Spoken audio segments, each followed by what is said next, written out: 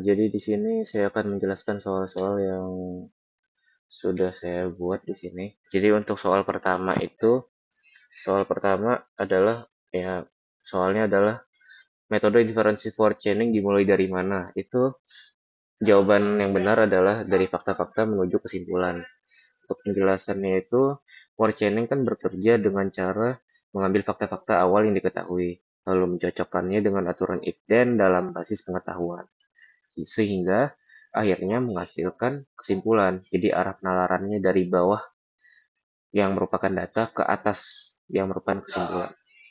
Untuk soal kedua itu, apa ciri utama dari metode backward chaining? Nah, itu jawaban yang benar itu adalah penalaran dimulai dari hipotesis terlebih dahulu.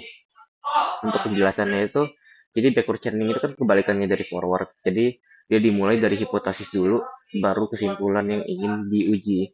Lalu bergerak mundur mencari fakta-fakta yang bisa, lalu bergerak mundur untuk ingin mencari fakta-fakta yang bisa mendukung hipotesis tersebut. Jadi kayak kesimpulan diambil dulu, baru dia nyari fakta-faktanya bisa mendukung hipotesis tersebut gitu. Udah itu proses pencocokannya dimulai dari bagian kanan aturan yang merupakan then, baru menelusuri premis-premis yang merupakan if.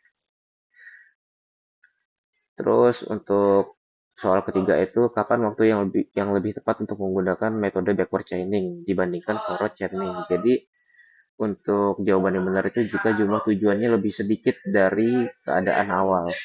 Maksudnya itu backward chaining itu cocok digunakan untuk jika jumlah tujuannya, hipotesis yang ingin diuji itu lebih sedikit dibandingkan fakta awal. Karena hanya ada sedikit hipotesis yang ingin diperiksa, maka lebih efisien untuk menelusuri mundur untuk membuktikan atau menolak hipotesis tersebut. Udah itu untuk soal keempat itu.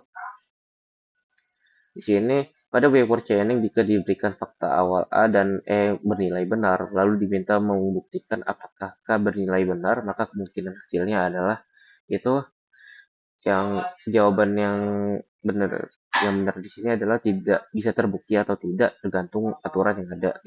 Jadi backward chaining itu dalam backward chaining kebenaran suatu hipotesis misalnya K bergantung pada aturan if then dalam basis pengetahuan dan fakta awal yang tersedia. Jika aturan yang menghubungkan A dan E ke K ada, maka K bisa terbukti. Jika tidak ada aturan yang mendukung, maka K tidak terbukti. Jadi hasilnya tergantung isi basis pengetahuan.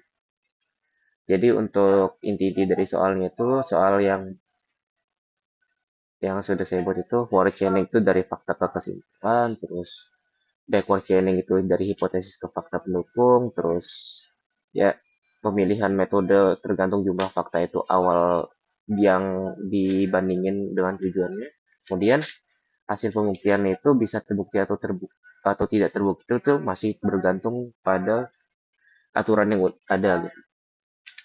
Mungkin sekian yang bisa saya jelaskan. Kurang lebih mohon maaf. Saya akhiri. Wassalamualaikum warahmatullahi wabarakatuh.